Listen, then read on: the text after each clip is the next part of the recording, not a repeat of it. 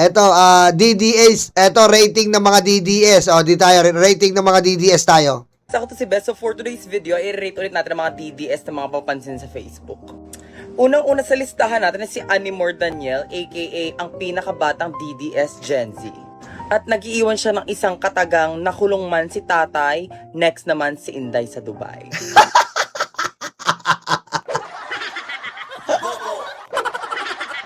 Aray ko. Nakuluman si tatay, susunod si Inday.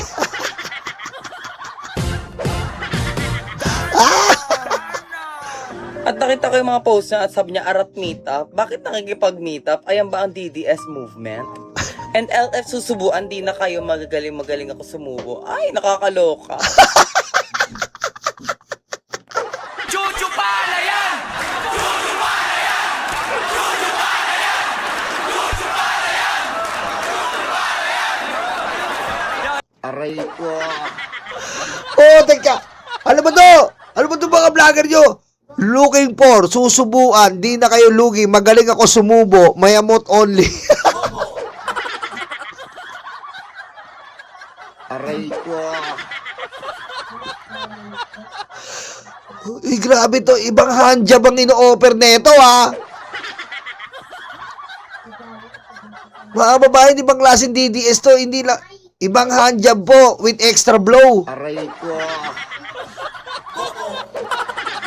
Grabe po to, ha? Looking for job, ha? Hindi lang po handjob, with extra blow. Aray ko. Grabe, ha? Okay, diretso. Kasama ba dyan si Tatay Digong sa arat na meetup na yan? O ayan daw, bottom daw si Cornby. Pwede ba birahin nyo na to bago ako pa...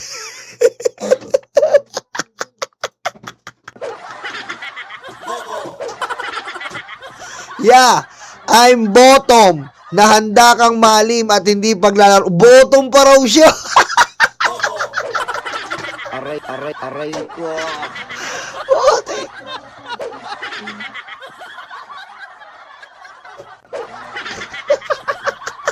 Kadiri. Handjob with extra blow. Yee. Handjob with extra blow. Aray ko. Pang-bira sa kanya.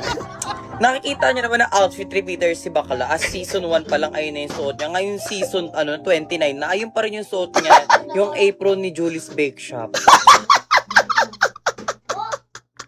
Apron ni Julie's Bake Shop. Aray ko. Ayop.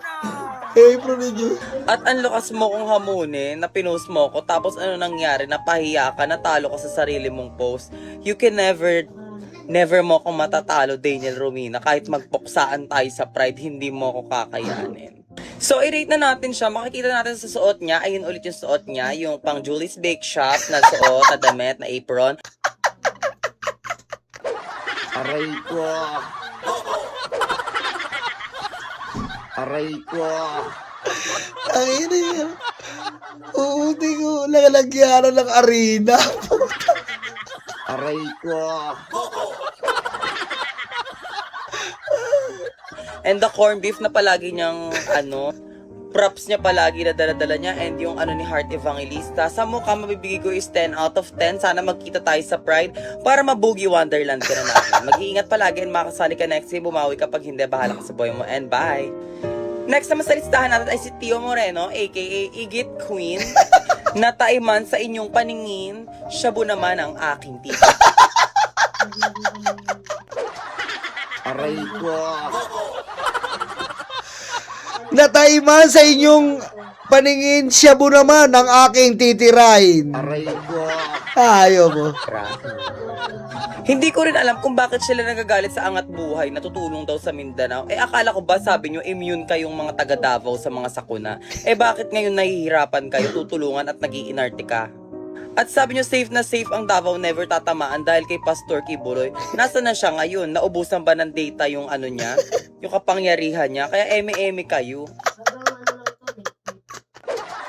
Aray ko. Oh, tama. Di ba, Josie Kibuloy, ano yun, naubusan ng data, wala na. Binabahan na yung Davao, ha? Naubusan naman ng data, Kibloy.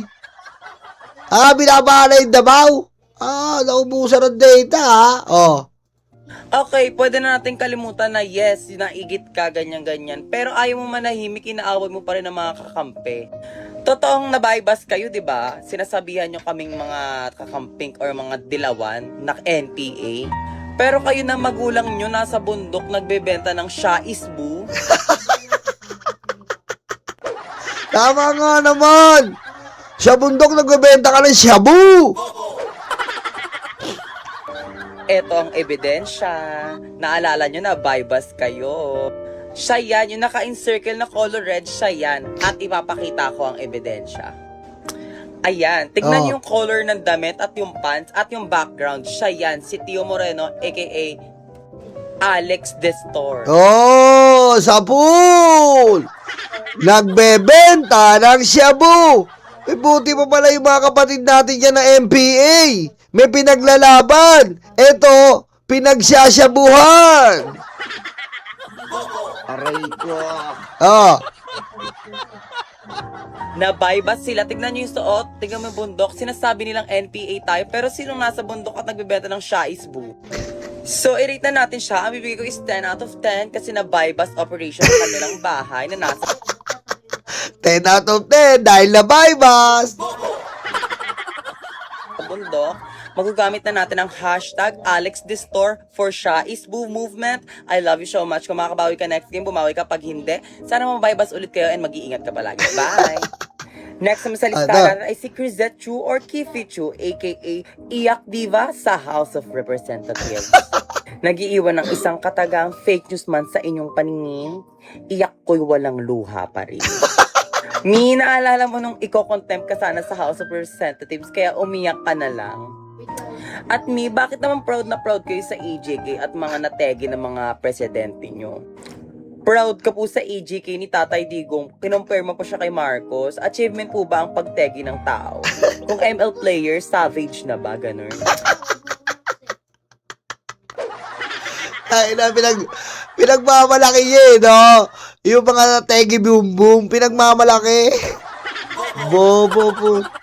At bakit naman po kayo para na-offend sa index card ni Madam Marisa? Kayo nga po yung sworn affidavit nyo sa House of Representatives, mali-mali sa sinabi nyo. Kaya nga po, di ba, umiyak kayo kasi takot na takot kayong makontempt. Ito po yung statement mo, Nag-eme-eme ka na lang na kunyari hindi malakas yung boses mo. Na kunyari wala kang influence. At umiyak ka, ma'am. And eto po yung ebidensya. Sinusuportahan nyo po dati si Saldico. Pero after ilang araw lang din, ilang linggo, ilang buwan, na bumaliktad kayo. Paano po ba? Is it the Dua Lipa challenge? Dua Lipa. So, i-rate na natin. Mabibig ko is 10 out of 10 pasok sa Ogie Diaz House of Representatives. Kung makakasali ka next game, bumawi ka. Pag hindi, bahala ka sa buhay mo and iyak pa more. Susunod naman sa listahan natin ay si Maharlika, Ay, aka Maharlika, malansa yung puday nito. Malansa, mabantot. a mother of fake news at behind the pulveronic video of PBBM. At nagiiwan ng isang katagang sa ganitong patimpalak, may Maharlikang magbabatak. Maharlika magbabatak. Po idol na idol nyo si Ma'am Lauren Legarda, diba, nabanggit din yan po nung idol nyo mga Marines. Eto yung ebidensya, Kami po at si Paul Estrada ay nag-deliver kay Senator Lauren Legarda na noong 2024 ng dalawang medium-sized na maleta. Diba? Lugulat ka. At isa lang po masasabi ko, if matapang po kayo, umuwi kayo dito sa Pilipinas at harapin nyo yung mga kaso nyo, huwag nyo pong gawin ang Bato de la Rosa Challenge. Bibigay ko po is 10 out of 10. Sana matanggal yung kaso nyo sedition at umuwi na kayo ng Pilipinas at isama nyo po si Harry Roque. Maraming salamat. Last but not the least, Juliana Pariscova Segovia, aka first transgender to recover from parvo.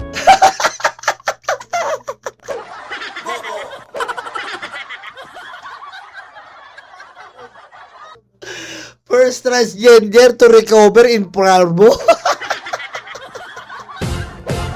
Ayop. Aray ko.